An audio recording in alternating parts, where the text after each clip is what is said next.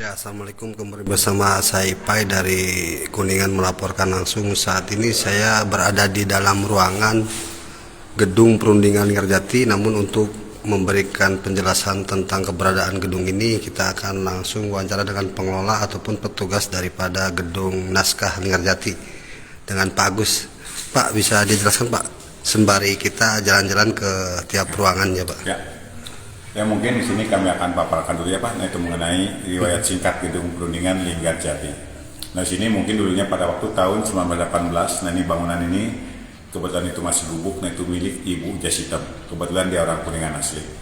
Kemudian di 1921 Ibu Jasitem itu dipersunting oleh orang Belanda yang bernama Tersana yang punya pabrik gula di Cirebon dan dibangun menjadi semi permanen setengah bata. Kemudian di 1930 dibeli lagi oleh orang Belanda yang bernama Pankos dan dibangunlah menjadi permanen sampai seperti ini dan jadikan Wisma Belanda. Kemudian tahun 35 sempat jadikan Hotel Restore, kemudian 42 Jepang menjajah dan diganti namanya menjadi Hokai Ryokan. Kemudian tahun 45 sampai 46 ini Hotel Merdeka di sini. Nah pada waktu Kuningan sini dulu statusnya masih yaitu Hotel Merdeka. Kemudian tahun 48 sampai tahun 50 juga sempat dijadikan markas Belanda Agris Militer kedua, dan tahun 50 sampai tahun 75 nya dijadikan sekolah dasar, itu selama 25 tahun. Dan 76 baru direnovasi dipugarkan museum sampai sekarang. Nah kemudian sini ada ruang perundingannya. Nah ini perundingan sini terjadi tanggal 11 sampai 13 November 46, pemarapan 14 sampai 15, dan di Tanda Tangan Jakarta tanggal 25 Maret 47. Nah ini perwakilan dari Indonesia, ini ada 4 orang yang Pak yang ini. Nah ini dari Indonesia, ini ada 4 orang. Nah ini yang diketuai oleh Sultan Syahrir. Anggotanya Susanto Tito Projo, Dr. Anand Kapogani, dan Mr. Muhammad Rum. Kemudian dari Belanda juga ada 4 orang, yang sebelah baratnya yang diketuai Profesor Insidu Semerman, anggotanya Pankul, Debur, dan Panu. Kemudian 1 orang ini untuk penampilan yang perwakilan dari Inggris. Jadi dimediasi oleh Inggris ya Pak? Iya. Nah kemudian yang sebelah sana itu untuk oleh 4 orang juga, yaitu ada Romo Lemena, Sudarsono, Amir Syafudin, dan Ali Mudianjo. Nah kemudian di sini menghasilkan naskah Linggarjati, yaitu ada 17 pasal yang intinya ada 3. Yang pertama itu Belanda mengakui secara de facto dengan meliputi wilayah kekuasaannya adalah Pulau Jawa, Sumatera, dan Madura. Kemudian yang keduanya untuk pembentukan negara serikat, dan yang ketiganya negara serikat akan membentuk Uni Indonesia Belanda yang salah satu ketuanya itu ratu dari Belanda. Nah selama perundingan para delegasi juga nginep di semua, nanti ada kamar-kamar sebelah timur dari Indonesia dan Belanda. Kita akan melihat kamar-kamar yang menjadi delegasi delegator ya Pak? Delegator dari Indonesia Belanda berarti ya Pak? Nah ya, ini untuk kamar tidur dari Indonesia di sini. Nah ini contoh kamar tidur dari Indonesia, ini ada 2 kamar. Nah yang ini sebelah timurnya. Cuma di kamar juga semuanya udah replika semua, cuma nggak merubah bentuk asli, samakan sesuaikan dengan yang asli. Kemudian sini juga ada foto Pankos. Nah ini foto yang pertama kali ngebangun. Nah ini waktu tahun 1930. Nah bangunan ini dibangun oleh orang ini dan jadikan Wisma Belanda oleh Mr. Jacobus Johannes Pankos. Nah ini pengusaha gula di Cirebon di Sindang Laut. Ini pengusaha gula berarti? Ya, pengusaha gula. Nah ini bangunan ini beli dari Ibu Jasitem, dari Ibu Janda itu. Nah untuk Janda terus menikah gitu ya? Menikah sama Tuan Tersana dan dibeli sama orang ini. Nah, ini tahun 1935? 1930. 1930 dibangun sama orang ini. Nah untuk Belandanya sebelah kiri sana, nah itu ada 2 kamar juga. Nah, ini yang ukurannya sama. Cuma dari Belanda ini pakai connecting door. Nah ini pintunya disatukan sini, tembus ke sini. Nah ini untuk Belandanya 2 kamar. Cuma sayangnya juga yang di kamar juga nggak ada kamar mandi. Kamar mandi dipisah pakai kamar mandi umum. Nanti ada sebuah ruang sana. Terkecuali kamar tidur kiri dari Inggris, nanti ada kamar mandinya di dalam kamar. Nah kalau untuk Indonesia dipisah, sebelah timurnya 1 kamar lagi. Nah ini untuk Indonesia, di sini 1 kamar lagi. Juga di mebelnya udah ada tiga semua. Nanti yang sini lagi ada di ruang makan sama di ruang pertemuan Presiden Soekarno sama Lord. Nah yang ini untuk ketuanya dari Belanda, ketua delegasi dari Belanda. Nah ini Profesor Insidu Semerman di sini sendirian. Tapi ada 2 bed ya Pak? Dua bed ini karena ini menurut ukuran standar hotel, karena pada waktu beliau sini dulu statusnya masih hotel, jadi disesuaikan dengan keadaan hotel lagi. Jadi bangunan ini bukan khusus tempat perundingan. Pada saat itu sewa hotel ini selama 3 hari dari tanggal 11 sampai 13 November 1946. Nah kemudian kalau itu dokumen ini waktu di Istana Merdeka Jakarta. Nah ini setelah dari KNB, setelah perundingan terakhir di KNB baru ke Istana Merdeka ini. Nah kemudian sini ada foto perempuan ini. Nah ini foto Ibu Maria Ulfa Santoso. Nah ini Menteri Sosial pertama Indonesia. Nah ini yang memberikan gagasan untuk mengadakan perundingan di sini karena antara Jogja dan Jakarta terlalu jauh, jadi ngambil tengah-tengah sini atas rujukan Ibu Maria Lufa ini yang beralasan karena sini udahnya masih sejuk dan hotel ini layak untuk dijadikan perundingan. Dan kebetulan Ibu Maria Lufa itu dulu itu anak mantan Bupati Kuningan, dan kebetulan juga hotel ini yang berada di Kuningan. Pas itu cuma satu-satunya hotel pertama kali yang berada di Kuningan pada saat itu. Namanya hotel apa, Pak? Hotel Merdeka ini. Dulunya Hotel Merdeka, cuma dulu itu udah punya pemerintah. Berarti waktu dulu tuh Hotel Merdeka namanya berarti, Pak? Ya, namanya Hotel Merdeka. Beroperasi berapa tahun, Pak? Tahun 45 sampai 46. Itu Hotel Berarti Merdeka. sudah diambil alih sama pemerintah Republik. Iya, betul. Nah, kita lanjut ke sana ke ruang makan sama ruang Bung Karno. Ya, ada ruang Bung Karno berarti ya, Pak? Ada. Pak Karno hadir cuma 1 jam. 1 jam di sini? Dengan dimulai dia. Berarti dia nggak menetap di sini ya Pak ya? Enggak, dia cuma singgah aja 1 jam karena dia nggak ikut di sini kan sini sudah 20 juta sampai. Nah, kemudian sini ada foto bangunan. Yo, iya. Nah, ini foto bangunan saat berlangsungnya perundingan itu tempat seperti ini keadaannya.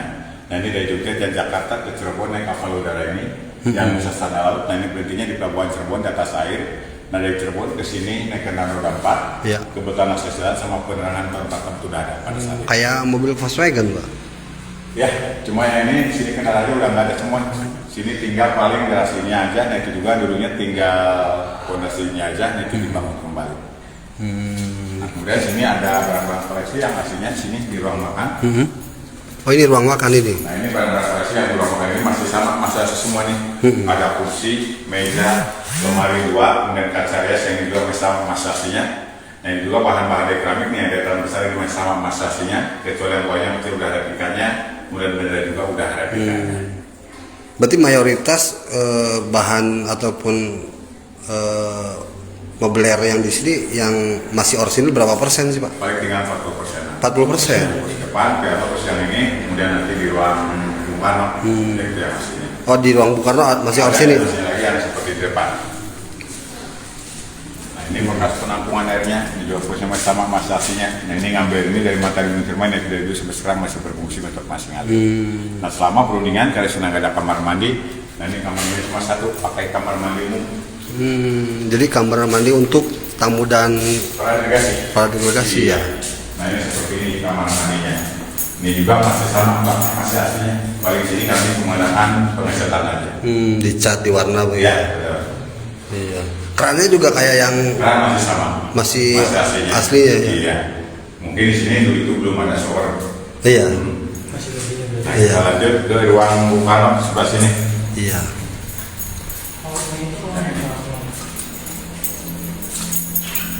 Satu jam berarti ya Pak, tinggal itu. Ya, betul.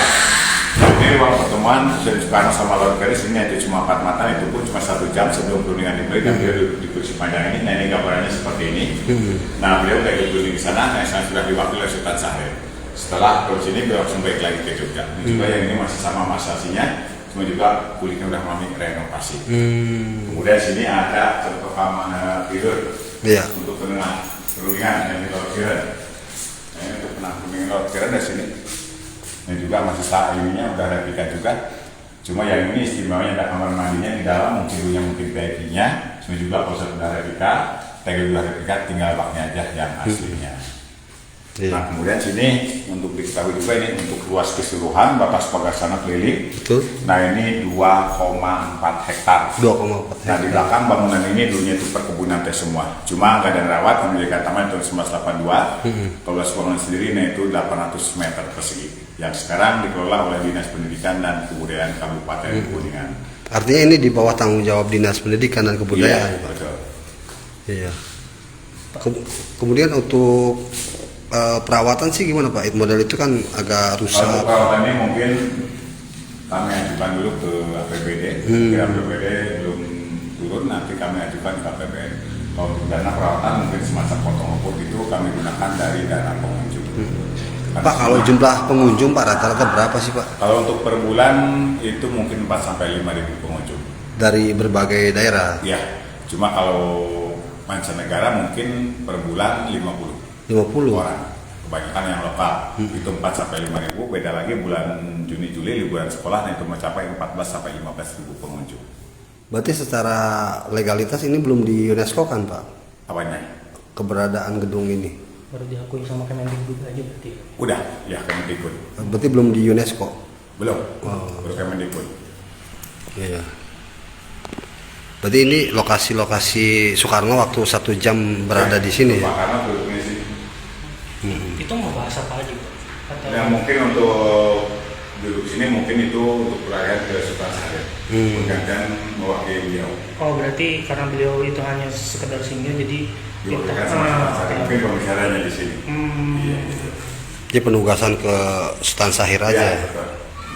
Berarti apa namanya perundingan berapa? Dua hari, 3 hari ya? 3 hari, tanggal 11 sampai 13 November 4 malam. 3 hari 2 malam. Iya, cuma di sana di naskah itu dicantumkan 10 sampai 15. Karena 10 itu udah masa persiapan, 15 itu 4 sampai 15 itu pemarahan. Baik, kita lihat-lihat. Nah ini kalian melihat Siap. halamannya. Jangan, Nanti Pak. halamannya seperti ini. Nah ini halaman seperti ini di luar omongan kita batas bagasan akrilik. Nah juga sekarang mungkin kami lagi ada pemangkasan rumput baru tadi buru hujan selesai. Jadi ini masih asli ya Pak? Kalau yang ini yang di luar udah replika, yang Oh. lainnya tinggal yang samping sedikit Yang samping itu Iya, warna itu yang agak. merah itu. Kalau yang ini udah ganti udah replikanya. Kalau yang dalam itu masih asli semua. Tapi untuk tembokan Pak masih asli. Masih sama. Pintu, jendela pusat masih sama, bangunan juga masih sama, masih aslinya. Nah itu kalau atap sama genteng udah mengalami renovasi. Nah, dari tahun 76 ke sekarang itu udah 6 kali renovasi. Nah terakhir kemarin tahun 2016. Nah itu anggaran dari Kemendikbud 1,5 M. Pak, sejauh ini minat pengunjung gimana sih Pak untuk menggali sejarah atau ingin mengetahui sejarah Cuma kemerdekaan? kalau untuk sekarang mungkin anak-anak sekolah udah mulai muncul untuk mengetahui sejarah Linggajati mungkin ya. Ya. Cuma sekarang udah berkembang banyak. Kemarin juga banyak bis-bis. Terus dari kebanyakan mungkin lokal. Kalau untuk mancanegara mungkin baru 1, 2, 3 orang aja. Belum maksimal biasanya. Instalasi listrik juga masih asli ya yang Pak? itu masih sama masanya, cuma ada tambahan tuh ya sebelahnya tambahan. Masih sama. Iya. Berarti Pak Agus ini penugasan dari Kalau saya dari BPCB-nya. BPC. Itu Balai Persatuan Cagar Budaya Ah iya iya. Serang Banten. Nah ini diketahui sama Serang Banten. Betul. Siap. Makasih Pak Agus. Nanti saya ambil gambar dulu ya, Pak. Ya, demikian tadi wawancara dengan Pak Agus sebagai petugas di gedung perundingan. Kita akan melihat-lihat secara detail seperti ini pemirsa, instalasi listrik yang memang masih orsinil nih yang ini, tapi ada tambahan kata Pak Agus di sebelah sini. Kemudian bisa diketahui juga tuh posisi atasnya bagaimana. Ini sudah mengalami renovasi 6 kali sejak tahun pendirian daripada bangunan ini. Terakhir itu 2016. Nah, kita akan melihat suasana di luar gedung perundingan Linggarjati, atau masyarakat di Kuningan itu mengenalnya dengan gedung naskah.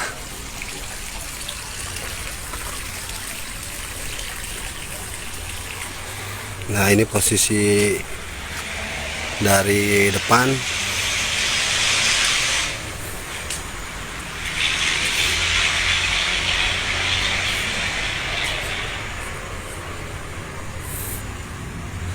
Ini luas lahan keseluruhan berikut bangunan gedung Linggarjati ini di atas tanah berukuran 2,4 hektar. Nah ini semua bangunan ataupun jendela dan pintu masih asli. Nah, terlihat asli bagaimana ini seperti ini.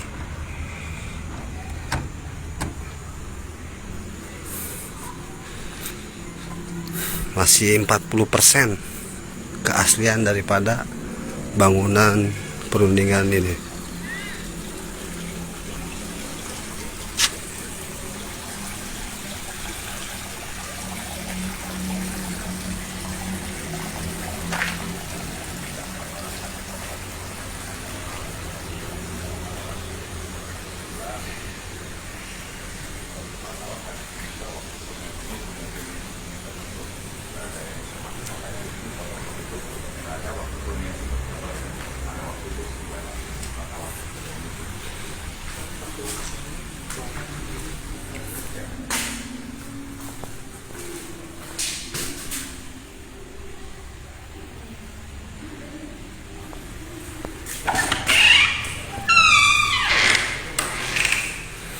posisi Presiden pertama saat hadir selama 1 jam di gedung perundingan Linggarjati.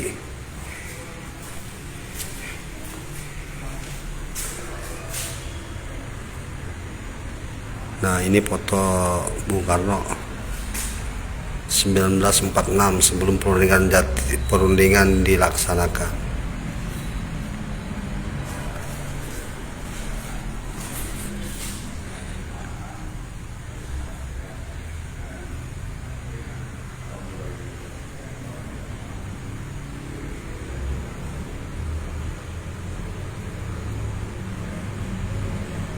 Pesan Soekarno yang ditulis dalam foto yang dipampang ini, sambutlah naskah persetujuan dengan tenang, pro atau kontra tetap bersatu, hindarkanlah perang saudara.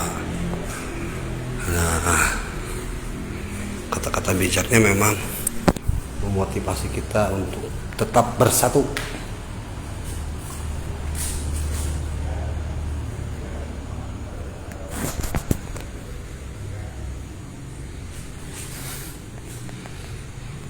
Ya, demikian dari Kuningan melaporkan.